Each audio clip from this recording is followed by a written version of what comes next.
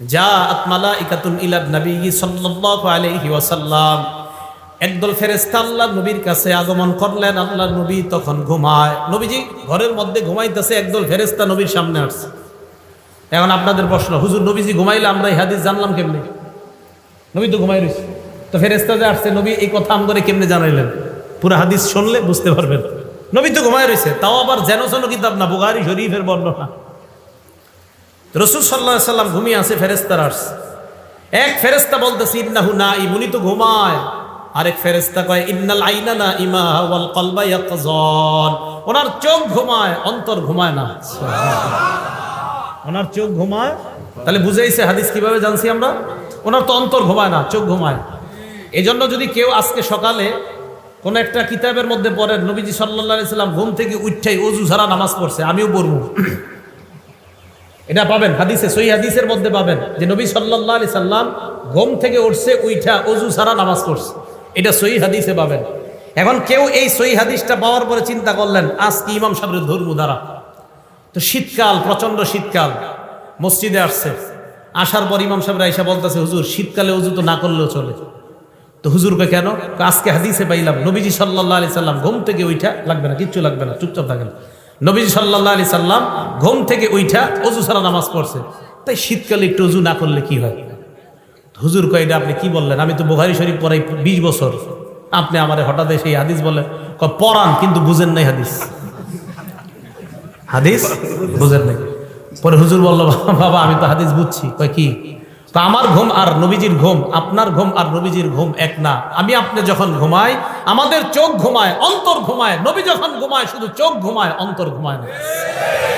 এই জন্য নবীর ওযু আছে না নাই ঘুম থেকে উঠলে নবী বুঝতে পারে, কিন্তু আমি আর আপনি যেহেতু ঘুমাইলে আমাদের চোখও ঘুমায়, অন্তরও ঘুমায়, তাই আমরা উঠার পর জানি না ওযু আছে না নাই, তাই আমাদের ওযু করতেই হবে। আর নবী ঘুম থেকে উঠার পর বুঝতে পারে ওনার ওযু আছে না নাই। ওযু না থাকলে ওনার ওযুর প্রয়োজন হয়, আর ওযু থাকলে ওনার ওযুর প্রয়োজন হয় না। ওই মাসালা আমার আপনার জীবনে ফিট করলে হবে না। চিন্তা করছেন নি হুজুরের গিয়ে ভুল ধরতে চেয়েছিল? রাসূল আকরাম সাল্লাল্লাহু আলাইহি সাল্লাম ঘুমিয়ে আসেন। তো এক ফেরেশতা কয় উনি ঘুমায়, আরেক ফেরেশতা কয় না ওনার চোখ ঘুমায়, অন্তর ঘুমায় না। ফেরেশতারা বললেন ইদরিবু লাহু মাসালা ইন্না লিসাহিবিকুম হাযা মাসালান ফাদরিবু লাহু মাসালা।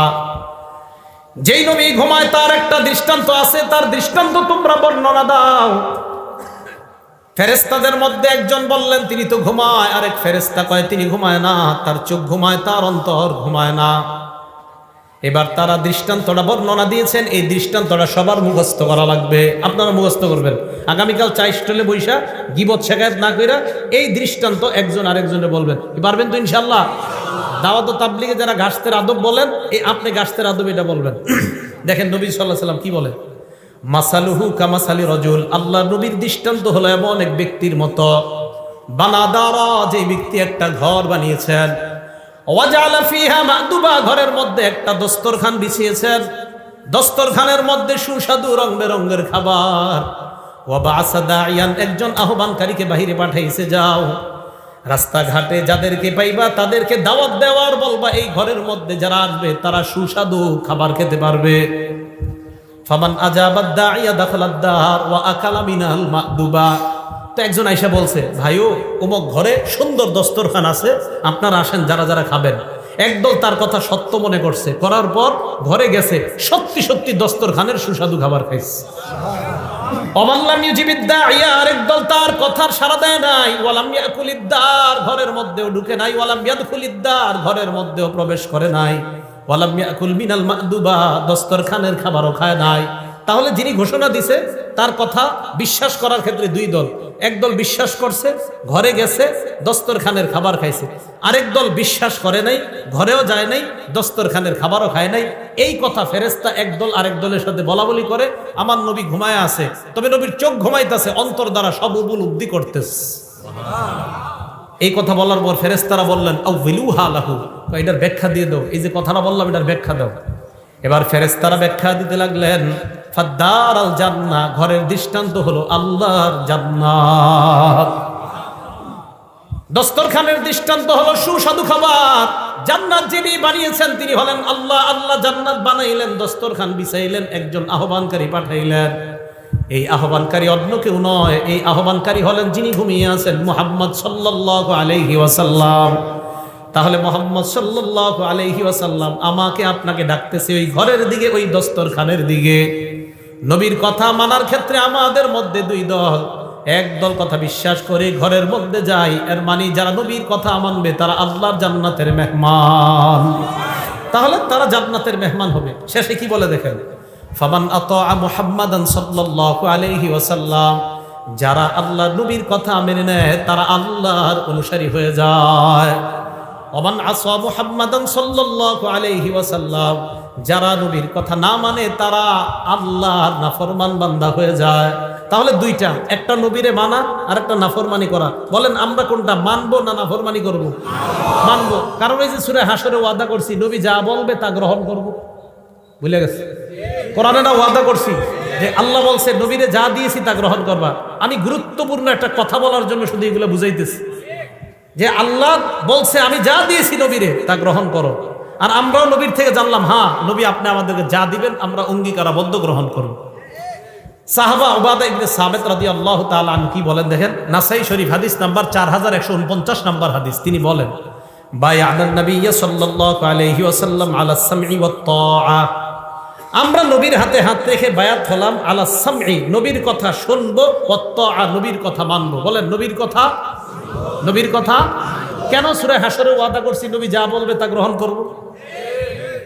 এখন উবাদা ইবনে সামিত বলেন আমরা নবীর কাছে বায়াত হলাম, নবীর কথা শুনবো, নবীর কথা মানবো। কোন ক্ষেত্রে দেখেন কি বলে, ফিল ইউসরি ওয়াল উসরি, আমার অনুকূলে হলেও নবীর কথা মানবো, আমার প্রতিকূলে হলেও নবীর কথা মানবো। মানে আমার পক্ষে গেলেও মানবো, আমার বিপক্ষে গেলেও মানবো, কারণ কথাটা আমার নবীর।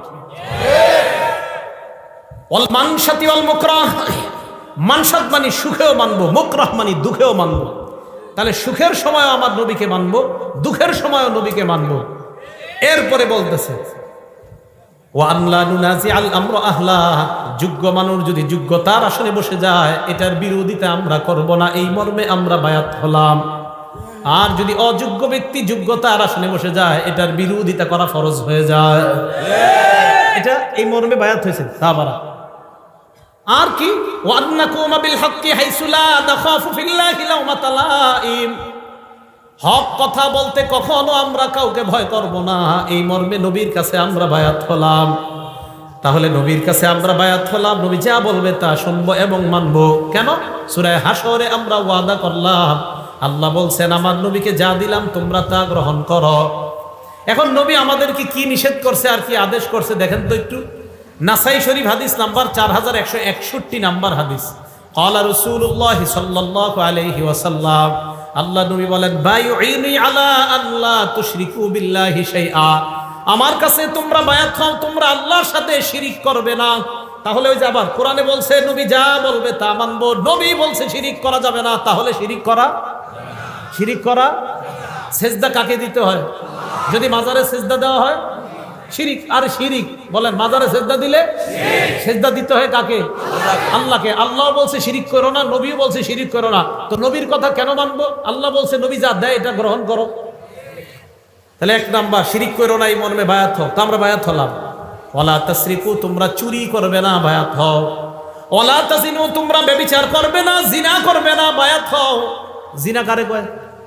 মানে আমাদের মাথায় একটা ইসা করে যে জিনা মনে হয় ওইটা, না না, সহিহ বুখারী 6612 6612 নাম্বার হাদিস।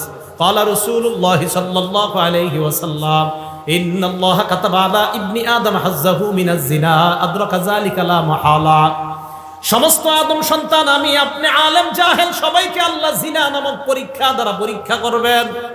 এই পরীক্ষায় সময় পড়তে হবে ফাজিনাল লিসান আল মান্তিক, জবানের জিনা হলো কথা বলা। যেই নারীর সাথে দেখা দেওয়া হারাম, এই নারীর সাথে সরাসরি কথা বলাও হারাম। সরাসরি কথা বলা মোবাইলে, এটা আসতে হইলো কেন? যেই নারীর সাথে সরাসরি দেখা দেওয়া হারাম, এই নারীর সাথে সরাসরি কথা বলা মোবাইলে, হ্যাঁ জোরে বলেন, মোবাইলে হারাম। তাহলে জিনাল লিসান আল মান্তিক, মুখের জিনা হলো কথা বলা। ওয়াজিনাল আইনি আন নাজরু, চোখের জিনা হলো দেখা, চোখের জিনা দেখা। ওয়ান্নাফসু তামান্না ওয়া তাশতাহি, রং নাম্বারে একটা মেয়ের সাথে কথা বললেন, বলার পর বালিশে মাথা লাগিয়ে চিন্তা করতেছেন, না জানি মেয়েটা দেখতে কেমন। আল্লাহ নবী কয়, অন্তরের জিনা করলা। এটা